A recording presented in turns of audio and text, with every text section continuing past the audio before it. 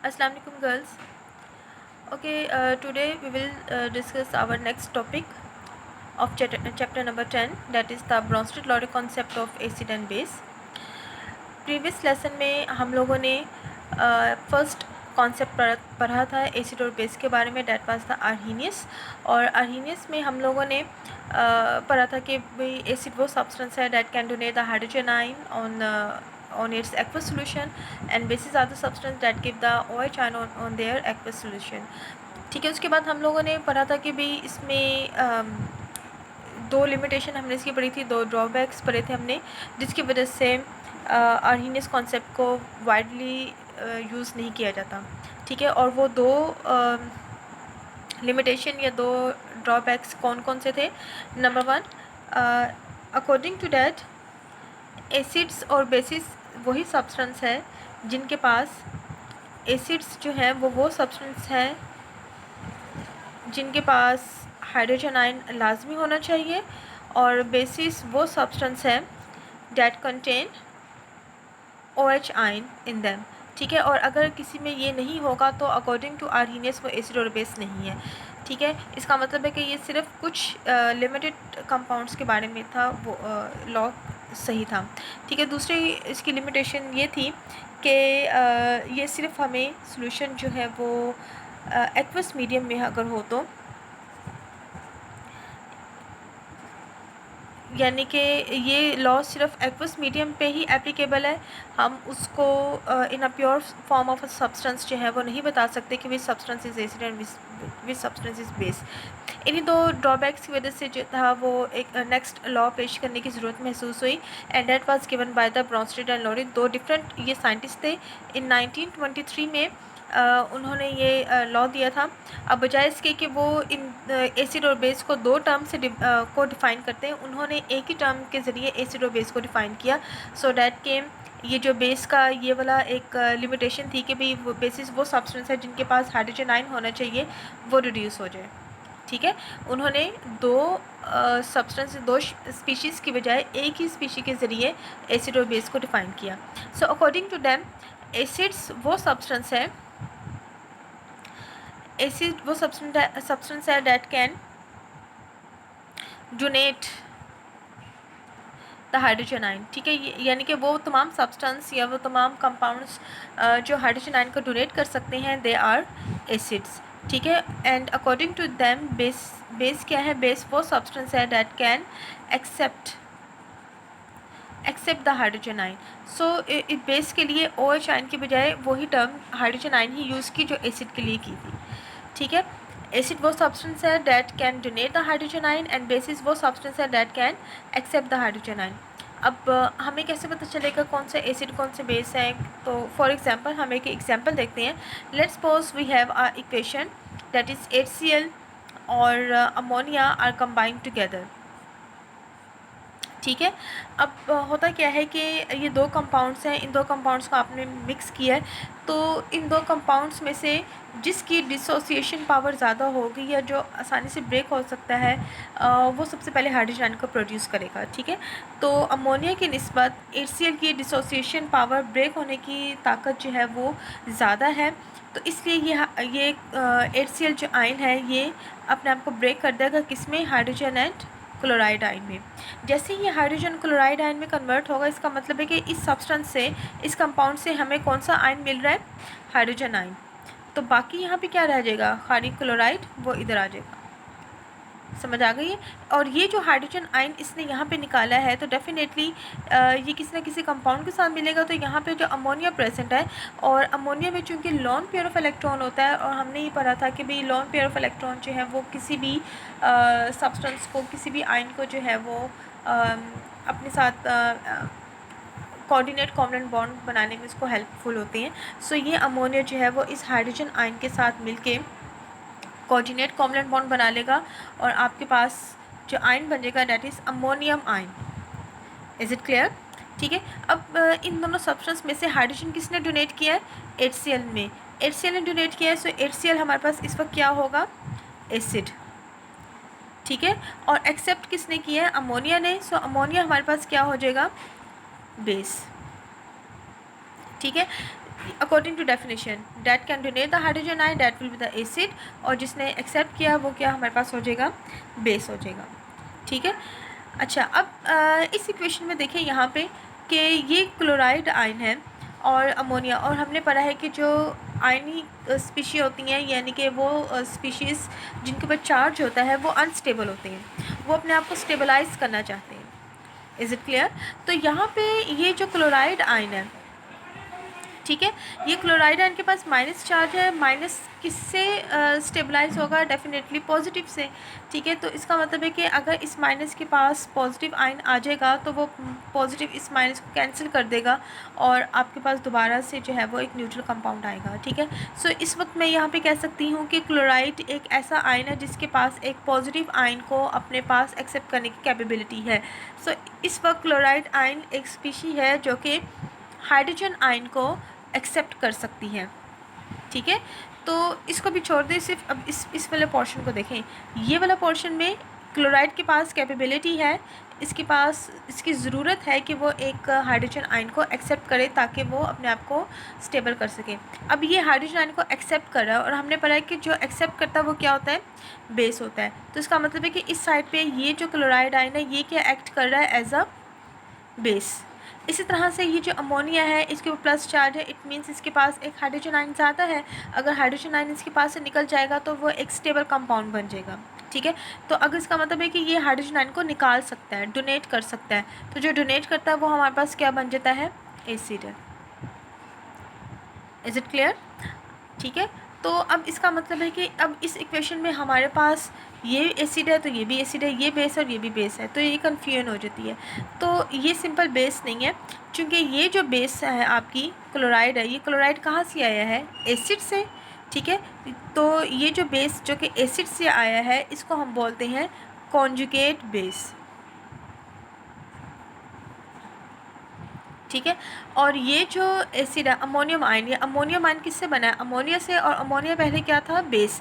तो ये बेस से एक एसिड बना है, तो ये एसिड कौन सा होगा, कॉन्जुगेट एसिड। कॉन्जुगेट का टर्म जहाँ पे भी आता है इसका मतलब है पेयर फॉर्म में, ये इसका जोड़ा है, यानी कि हर एसिड का एक कॉन्जुगेट बेस होता है और हर बेस का एक कॉन्जुगेट एसिड होता है। ठीक है, ये हमेशा एसिड और बेसिस जो है वो पेयर फॉर्म में होती हैं। एसिड्स का हमेशा क्या होगा, कॉन्जुगेट बेस, और बेस का हमेशा क्या होगा, कॉन्जुगेट एसिड। एक और एग्जांपल देखें, उससे आपको क्लियर हो जाएगी। Let's suppose we have another example of the HCl plus water. और अगेन वही बात कि भाई आपके पास अब अगेन दो सब्सटेंस है और इनमें से जिसकी डिसोसिएशन पावर ज़्यादा होगी वो आसानी से ब्रेक हो जाएगा। तो वाटर और HCl में HCl की डिसोसिएशन पावर या ब्रेक होने की कैपेबिलिटी ज़्यादा है, इसलिए ये क्लोराइड आयन अपने आप को ब्रेक करके किस में कन्वर्ट कर देगा, hydrogen ion and chloride ion में। ठीक है, तो अब इसका मतलब है कि ये हाइड्रोजन आयन, और जब इसने हाइड्रोजन आयन को डिसोसिएट कर दिया, ब्रेक कर दिया, तो बाकी पीछे अकेला आपके पास क्या रह जाएगा, यहाँ पे क्लोराइड आयन। ठीक है, और ये हाइड्रोजन आयन कहाँ पे जाएगा, डेफिनेटली इसके पास दूसरा एक कंपाउंड प्रेजेंट है, वो इस वाटर में चूँकि लॉन पेयर ऑफ इलेक्ट्रॉन होता है, तो वही लॉन पेयर ऑफ इलेक्ट्रॉन इस हाइड्रोजन आयन के साथ कोऑर्डिनेट कोवलेंट बॉन्ड फॉर्म कर लेता है और यहाँ पे हमारे पास क्या बन जाता है, H3O। H2O था, एक और हाइड्रोजन जाएगा तो H3O, और चूँकि इस हाइड्रोजन पे प्लस चार्ज है तो इस पूरे मॉलिक्यूल के ऊपर प्लस चार्ज आ जाता है, तो इसको हम बोलते हैं hydronium ion. This is called as hydronium ion. ठीक है, अच्छा जी, अब HCl ने हाइड्रोजन को डोनेट किया है, सो HCl will be an acid, और इस वाटर ने इस हाइड्रोजन को एक्सेप्ट किया, so water will be base. ठीक है, अब अगेन वही बात कि क्लोरीन के ऊपर माइनस चार्ज है, it can accept the hydrogen ion, so chlorine will be base, क्योंकि इसके अंदर हाइड्रोजन आयन को एक्सेप्ट करने की कैपेबिलिटी है। अब लेकिन ये जो बेस है ये किससे बना है, इस एसिड से। ये क्लोराइड आयन कहाँ से आया है, HCl में से ना, और HCl क्या था, एसिड था, तो ये बेस एसिड से बना है, तो ये खाली बेस नहीं होगा बल्कि हम इसको क्या बोलेंगे, कॉन्जुगेट बेस, यानी कि एसिड का जोड़े वाला बेस, ये इसका जोड़ा है, पेयर है। ठीक है, इसी तरह से H3O प्लस, इसके ऊपर चूँकि प्लस चार्ज है, प्लस चार्ज इंडिकेट कि भाई इसने इसके पास हाइड्रोजन आयन एक ज़्यादा है, it can release its hydrogen ion. So चूँकि ये रिलीज़ कर सकता है तो ये क्या आपके पास होगा, एसिड। लेकिन चूँकि ये एसिड आया कहाँ से है, बेस से, वाटर से आया है, तो इसका मतलब है ये एसिड कौन सा होगा, conjugate acid. Is it clear? ठीक है। सो मैं यहाँ पे अगर मैं डेफिनेशन करूँ कि एसिड वो सब्सटेंस है that can donate the hydrogen ion, base वो सब्सटेंस है that can accept the hydrogen ion. अब कॉन्जुगेट बेस को मैं कैसे डिफाइन कर सकती हूँ, कॉन्जुगेट बेस जो प्रोसेस हुआ है वही उसकी डेफिनेशन आ जाएगी। मीन्स कि conjugate base is a species that is formed from N acid. ठीक है, conjugate base is a species that is formed, जो कि बनती है, किससे बन रही है, एसिड से। कैसे बन रही है, by donating the hydrogen ion, यानी कि इसने जब हाइड्रोजन आयन को डोनेट कर दिया था तो आपके पास ये एक कॉन्जुगेट बेस बन गया था। इसी तरह से कॉन्जुगेट एसिड की डेफिनेशन क्या होगी, conjugate acid is a species that is formed from a base, जो कि बेस से बनी है। कैसे बनी है ये, bye accepting a hydrogen ion by base, जब बेस ने एक हाइड्रोजन आयन को एक्सेप्ट किया है तो आपके पास एक कॉन्जुगेट एसिड बना है। Is it clear?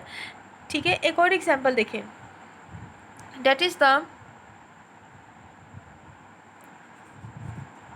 CH3COOH plus water.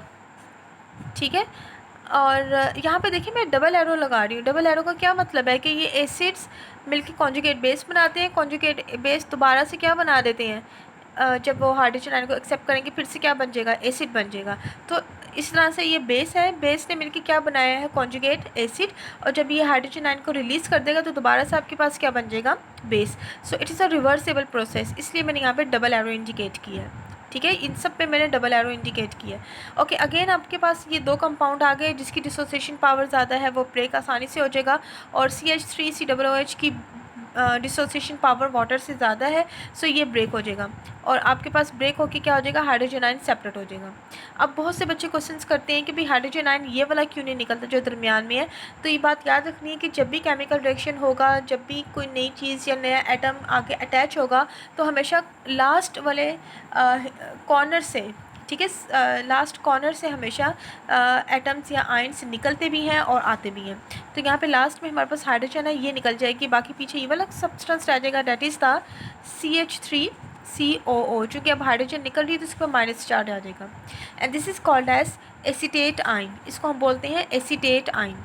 अब यहाँ से जो हाइड्रोजन निकला है वो इस वाटर के पास जाएगा, और वाटर इसके साथ मिलकर क्या बना देगा, हाइड्रोनियम आयन। ठीक है, अब इसने हाइड्रोजन को डोनेट किया है, so that will be acid, और इसने एक्सेप्ट किया है तो ये क्या होगा, बेस। इसी तरह से इसके ऊपर माइनस चार्ज है, it can accept the hydrogen ion, so it will be a conjugate base. अब इसके ऊपर प्लस चार्ज है, it can donate the hydrogen ion, so it will be conjugate acid. Conjugate का टर्म समझ आ गई ना, कॉन्जुगेट का मतलब पेयर, उसकी जोड़े की फॉर्म में बनता है, समझ आ गई है। एक और एग्जांपल देखें, this one is the last example, that is the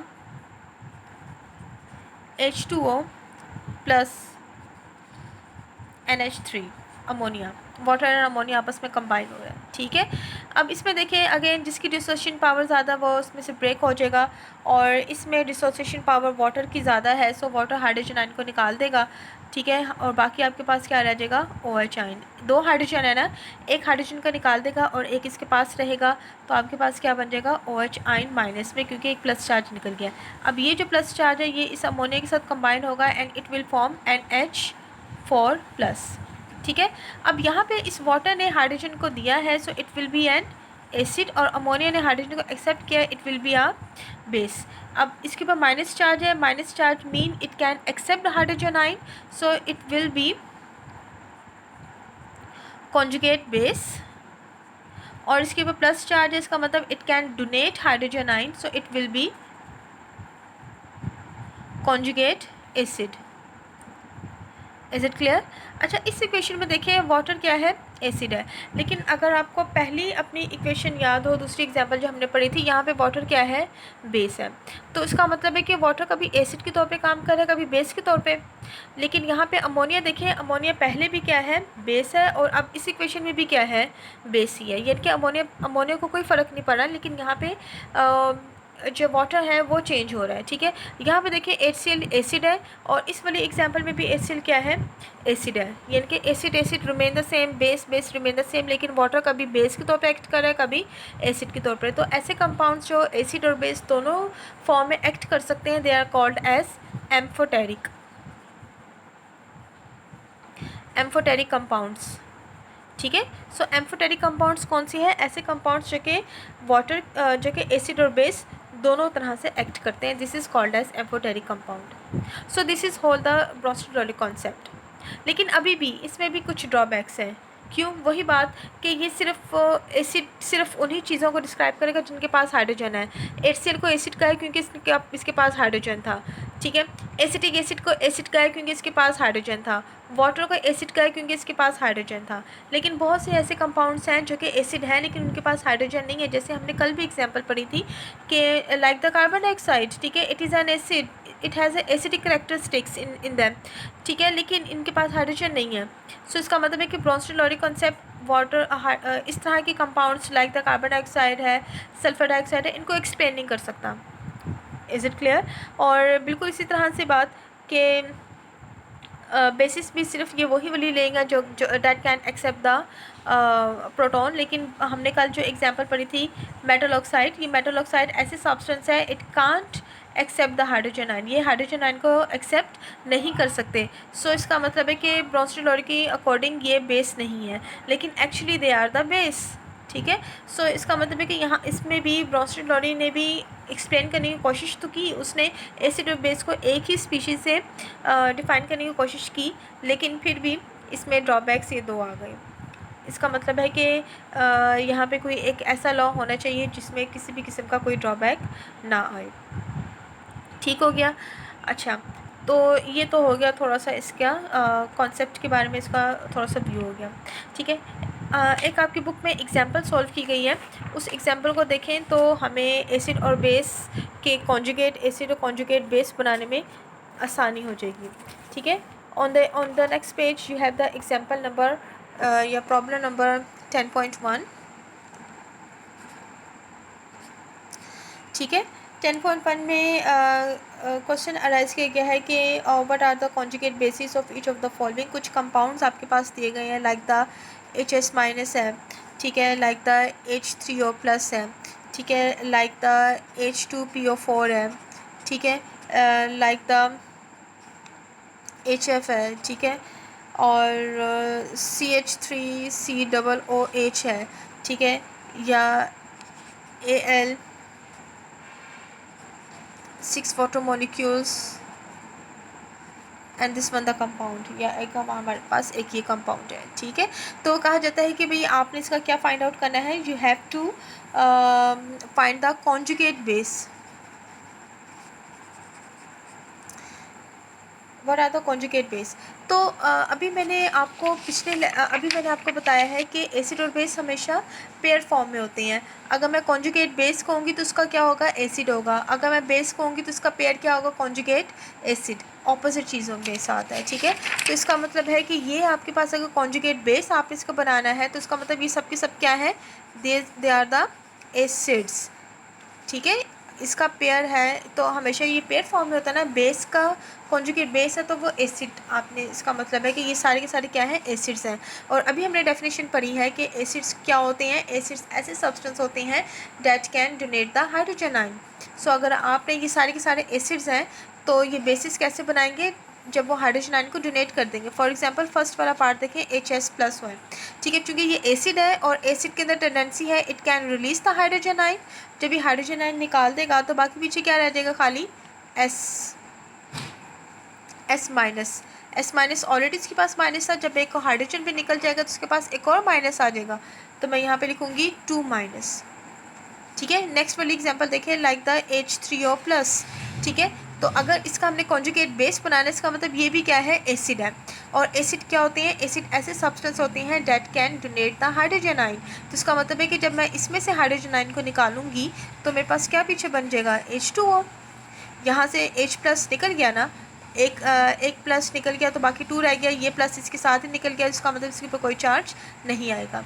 इसी तरह से ये देखें H2PO4, H2PO4 इसके ऊपर चार्ज कौन सा है, माइनस है। Again it is an acid और आपने इसका क्या बनाना है, कॉन्जुगेट बेस। चूँकि ये एसिड है and acid can lose the hydrogen आइन, इसमें से भी एक हाइड्रोजन आइन निकल जाएगा तो बाकी एक हाइड्रोजन रह जाएगा, PO4।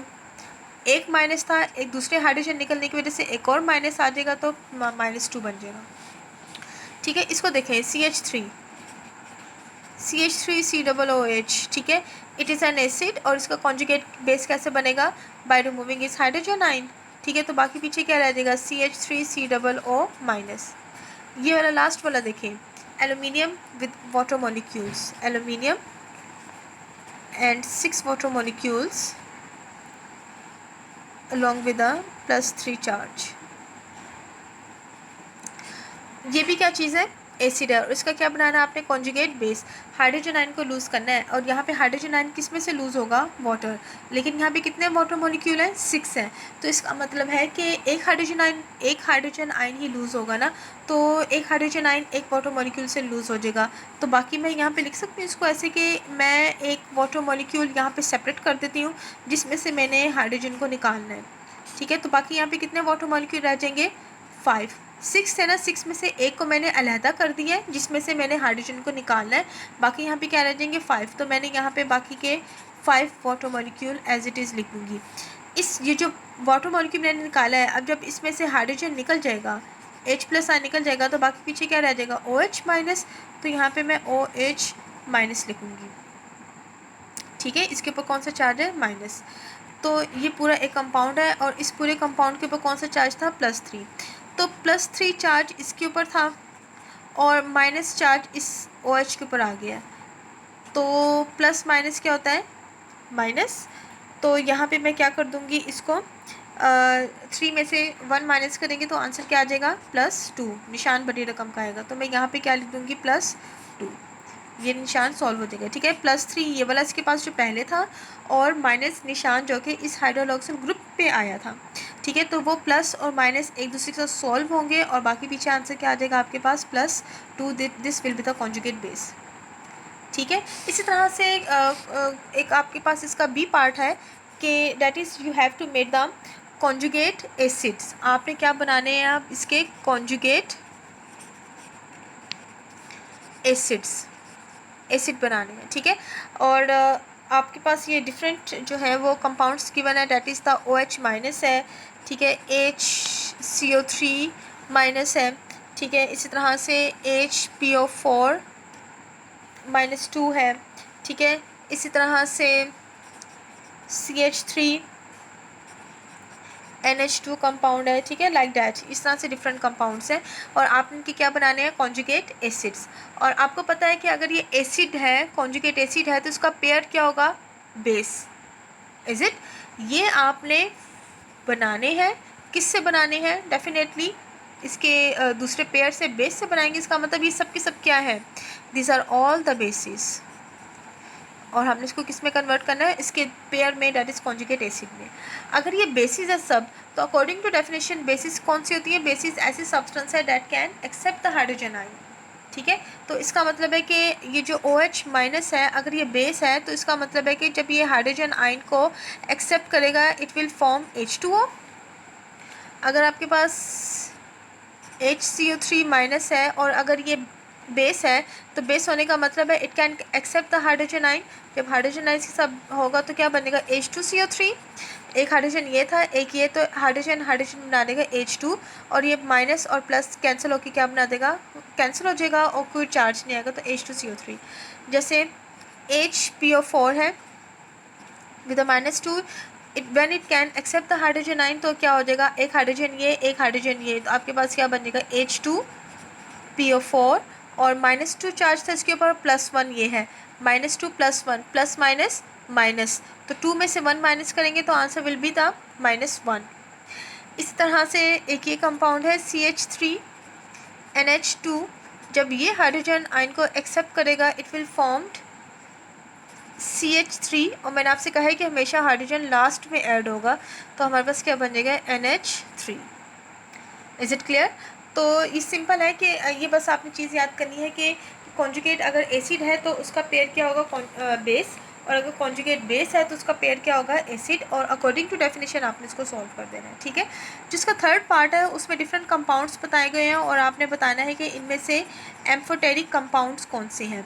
एम्फोटेरिक कंपाउंड्स अभी हमने डेफिनेशन पढ़ी है कि ऐसे कंपाउंड्स हैं जो कि एसिड और बेस दोनों के तौर पर एक्ट करते हैं, ठीक है। यहाँ पे 5 कंपाउंड दिए हैं, that is the water, that is the HCO3 minus, ठीक है, that is the H2SO4, that is the H3PO4 and last one is HS minus, ठीक है। वाटर की तो हमने भी एग्जांपल देखी है, दोनों इक्वेशन में वाटर इज एम्फोटेरिक, ये तो कंफर्म्ड है, एसिड है, ठीक है ना। अब HCO3 में देखें, HCO3 में देखें कि it can accept the hydrogen ion to produce H2CO3, ठीक है, और ये हाइड्रोजन आयन को एक्सेप्ट कर सकता है, इसलिए ये क्या है, बेस है।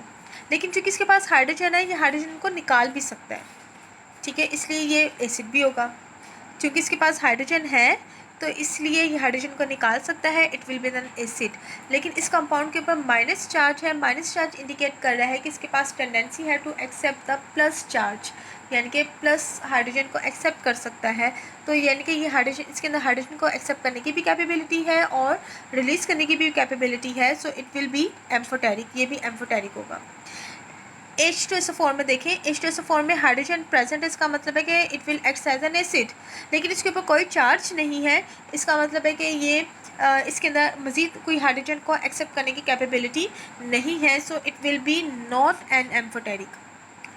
H3PO4 में भी देखें कि इसके पास भी हाइड्रोजन है, तो इसका मतलब है कि ये एसिड के तौर पे एक्ट करेगा, it can donate the hydrogen ion, ठीक है। लेकिन चूंकि इसके ऊपर भी चार्ज नहीं है, सो इसका मतलब है कि इसमें भी कोई टेंडेंसी नहीं है हाइड्रोजन को एक्सेप्ट करने की, so it will be not an amphoteric. Last one देखिए HS माइनस, चूँकि इसके पास हाइड्रोजन है so it will act as an acid, लेकिन चूंकि इसके ऊपर माइनस चार्ज भी है और माइनस चार्ज इंडिकेट के ये एक प्लस चार्ज को अपने अंदर ऐड कर सकता है, तो इसका मतलब है कि ये बेस के तौर पे भी एक्ट होगा, तो इसका मतलब है कि ये एम्फोटेरिक है। सो ये 3 कंपाउंड्स एम्फोटेरिक हैं और ये 2 एम्फोटेरिक नहीं है। So this is all about the Bronsted Lowry concept. Thank you.